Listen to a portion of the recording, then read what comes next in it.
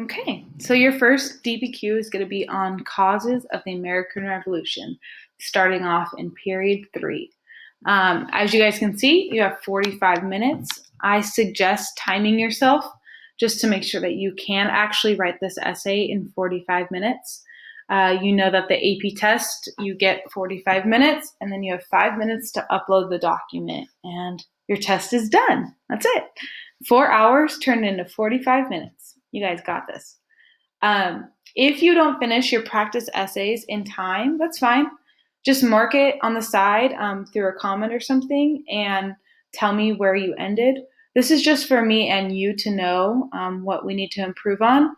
It's not going to affect your grade, but you do need to eventually figure out a way to finish this essay in 45 minutes. On the top is the rubric. I went over the rubric in another video, but it's what I will be using and what the AP test will be using to grade your essay. So feel free to read it over before you start your essay just to kind of get your, brain working on what is expected of you. These are the strategy suggestions, the same ones that we used when we were writing our DBQs in class. The first thing to do is always read and understand the prompt. Don't read too quickly. Make sure that you got every aspect of the prompt down. Feel free to have a piece of paper nearby and a pen or pencil. A lot of you like to write down information, and I think that's so awesome. You're just getting out random things on paper. You're practicing your thesis. Everything kind of looks chaotic and crazy, but your brain is working. So if that needs to happen, do it. You can do that on the actual AP test too. So feel free to use paper nearby. So read and understand the prompt. Then dip into the documents. Maybe write little notes next to them. So if you're like, ooh, I want to use this. This looks cool. I'm going to comment it, and then I'm going to write whatever I want.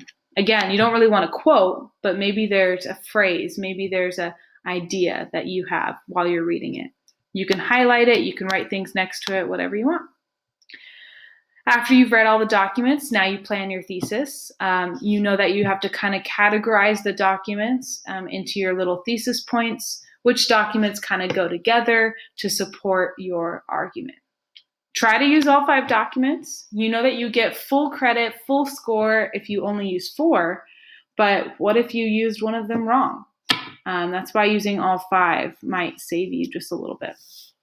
Think about outside information, outside evidence that isn't in the documents, but maybe you know from your head, maybe they're on a note card right in front of you, maybe they're in your notes. Try to put in some information in there to get that point. Of course, all the while you're writing your essay, but feel free to edit, adjust, delete things, move things up. Like, this is going to be awesome when you're typing it. You can actually structure your essay a little bit better. Remember to use and cite. Remember Doc 1, Doc 2, Doc 3. Cite the documents, but don't just quote them all the time.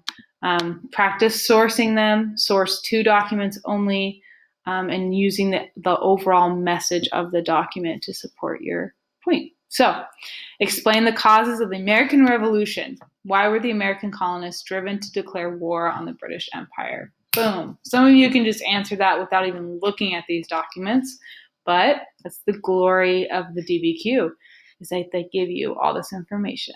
Okay? 5 documents, and that's it.